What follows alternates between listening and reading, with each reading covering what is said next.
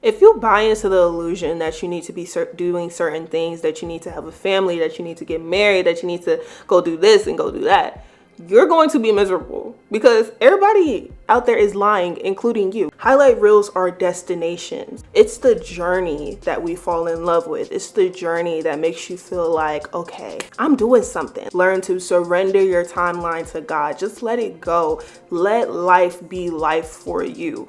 Your path is not somebody else's path. What they have, you probably don't even need.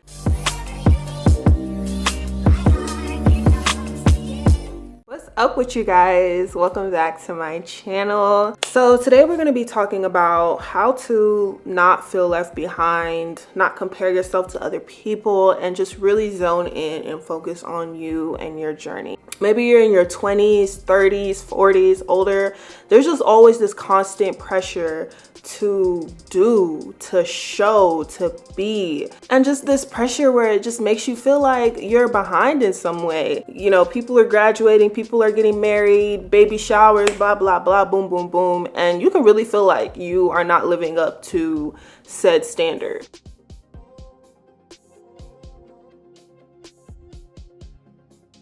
And social media does not help. It just adds fuel to the fire. You're constantly seeing people do things. Like every highlight reel, people are going to post it. They're going to let the whole world know what is going on in their life. Of course, you're going to feel inadequate. Of course, you're going to feel like I'm not doing enough, even though you just posted your highlight reel maybe that last weekend. But you know, social media moves so fast and you're just like, okay, what's the next thing? What's the next thing that I can show people to show your worth? If you buy into the illusion that you need to be doing certain things, that you need to have a family, that you need to get married, that you need to go do this and go do that, you're going to be miserable because everybody out there is lying, including you. I'm lying sometimes. I'm like, let me put a little filter on that. Let me change angles to get that angle. You know, everybody is doing a little this and that there. Nobody is telling the truth online.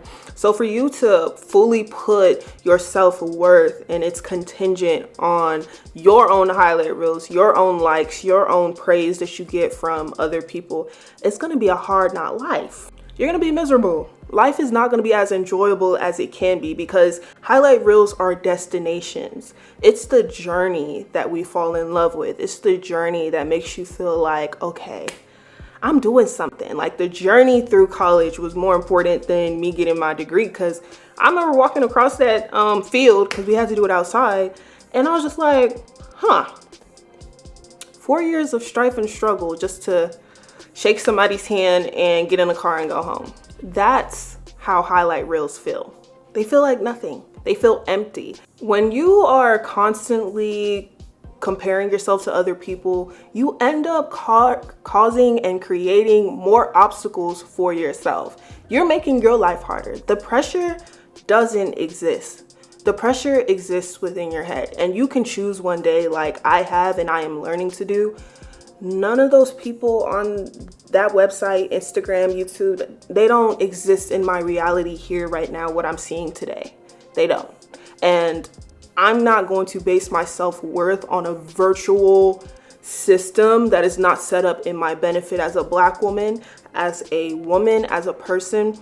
It's just there to feed all my insecurities and all my inadequacies. If you're one of those people who feel like, oh, I've reached a certain age, I'm 20 something, and I was expecting myself to be married and kids and all this stuff by a certain date or a certain age, you're gonna be approaching life from this desperate point of view. You're gonna approach dating from a desperate point of view, and you're just gonna approach life from this space of lack, this space of ungratefulness, this space of I don't have this, I don't have that, I need this, I need that. And it's just this greedy, nasty, envious vibration that's going to be attracting all those things into your life. Everything that's happening is happening the way that it's supposed to be. If you are living your life for yourself and following your inner guidance system, you may find that the timeline that you had in your head does not actually match up with the timeline that God has for you. And you need to learn to surrender your timeline to God. Just let it go. Let life be life for you.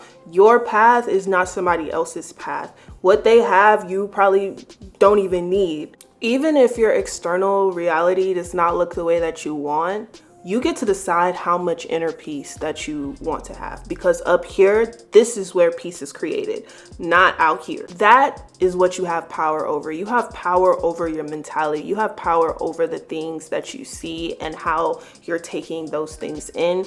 You have power over your mindset. You have power over your perspective. You do not have power over other people's perceptions, other people's needs, other people's wants.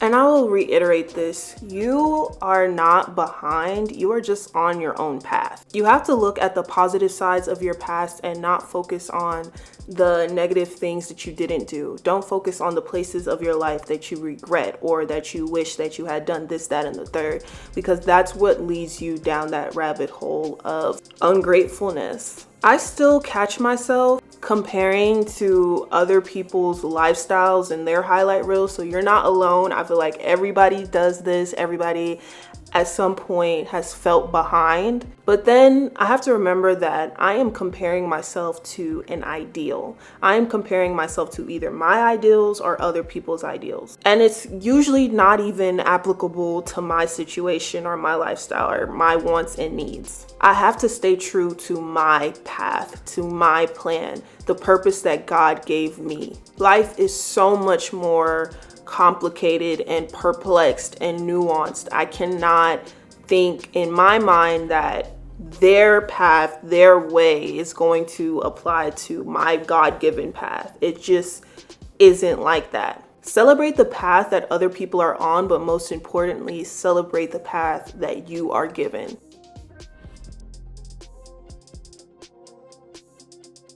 It makes sense why so many of us feel like we're behind. For 18 years, we're all on the same path and trajectory, even though some people be going to private schools and have rich parents.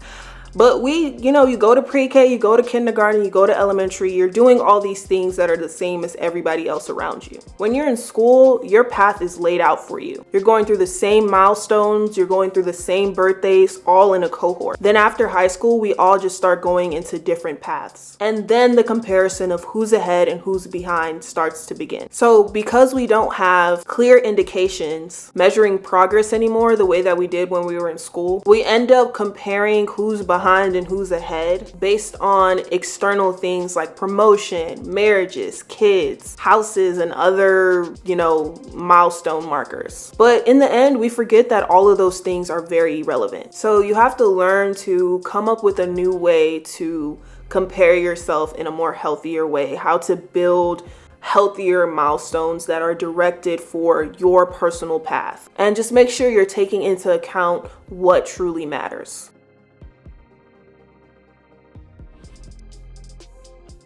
So step 1, how fulfilled do I feel on a regular basis? This comes down to the impact that I'm having on the people around me, the impact that I'm having on the world around me. Am I promoting positivity or am I promoting negativity? The next thing I would say is how content am I from day to day? So creating a life of freedom, ease, happiness, and peace, a soft life, or a productive soft life. Am I creating deep connections with new people and maintaining the ones that I already have? It has nothing to do with whether I've made it in life or I have or don't have something. And the third thing is, what are the quality of my relationships? When I look around on the quality of my relationships, who can I 100% be myself around? Then I know I'm doing something right. And how well am I taking care of my health holistically, mentally, emotionally, financially, relationally? How well am I showing up in those areas? The beauty of this new list and this new metric for measuring happiness and joy and fulfillment is that you can actually